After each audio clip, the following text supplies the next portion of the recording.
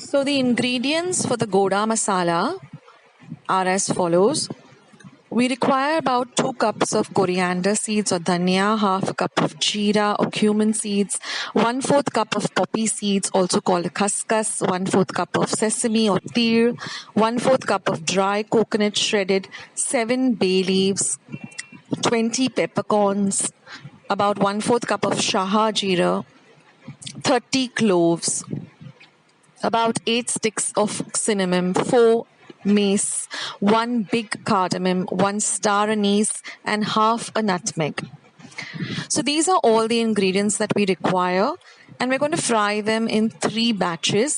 So first we're going to start with all of the whole spices like the cinnamon, the mace, the nutmeg, the black lychee, and the star anise. Now we have to fry this in about 1 tablespoon of oil and on a low to medium flame, and keep an eye on it. We're also going to add the cloves, the pepper, and the bay leaves. Now we want a nice dark color to this Goda Masala. That's why it's also called Kala Masala. That is why we're going to give it a very good fry, but keeping an eye on it on a low to medium flame. Don't leave it to get burnt, otherwise it is going to give your masala a very bad burnt odor. So fry it well. And once it is fried, just transfer it to a steel plate or a glass plate and let it cool down completely. Now, in the same oil, or if your oil is over, you can add just about half a tablespoon more. We're going to add the shah jeera, the plain jeera, the poppy seeds or the khuskhus, and the tir. We're going to give all of this a nice fry too. Again, keeping an eye on it, stirring it continuously from a low to medium flame. Then we're going to add the coriander seeds and give all of this a good fry. Again, we want a darkish brown color, so you got to fry this for a good 5 to 7 minutes, keeping an eye on it. Now, if you fry this very well, then the shelf life of this masala also increases, as well as it gives you a lovely aroma or lovely flavor to your amtis or dals. So once you have finished frying this very well, you can transfer this onto the same plate in which you have put your whole garam spices or the whole spices. And last but not the least, we're going to fry the dry coconut or the cobra, which we have just grated on a normal regular grater till it becomes a nice golden brown color. Again, we have to keep an eye on it. Don't leave any of the spices unattended to, otherwise they'll burn.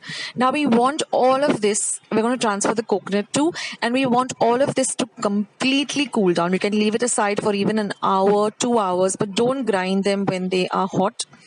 Let them completely cool down. And then just give them a nice grind in your mixer or grinder to a very fine powder.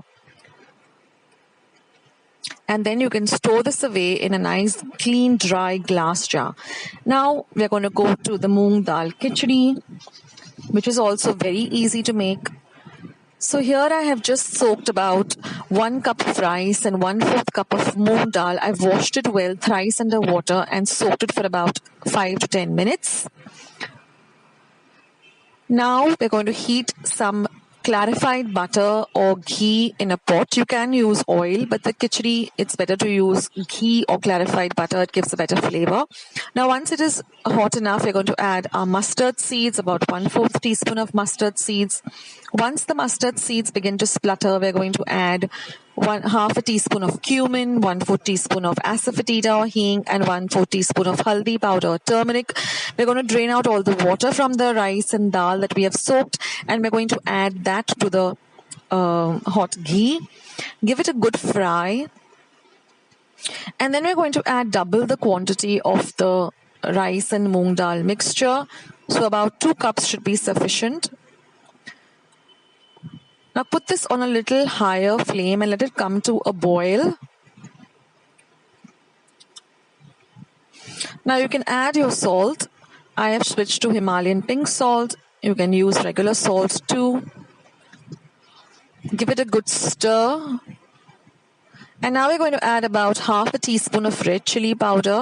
You can also lower the spice by adding just 1/4 teaspoon. And I'm going to add about 1 whole tablespoon of this freshly made Goda Masala.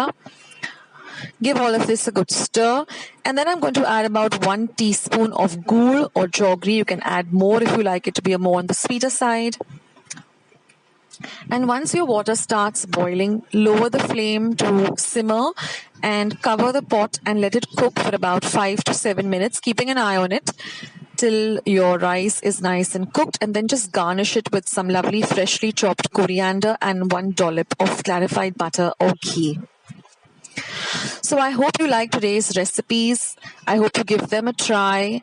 And do let me know in the comments box how your Goda Masala turned out and your moong dal khichdi. Don't forget to hit the like button. Don't forget to subscribe.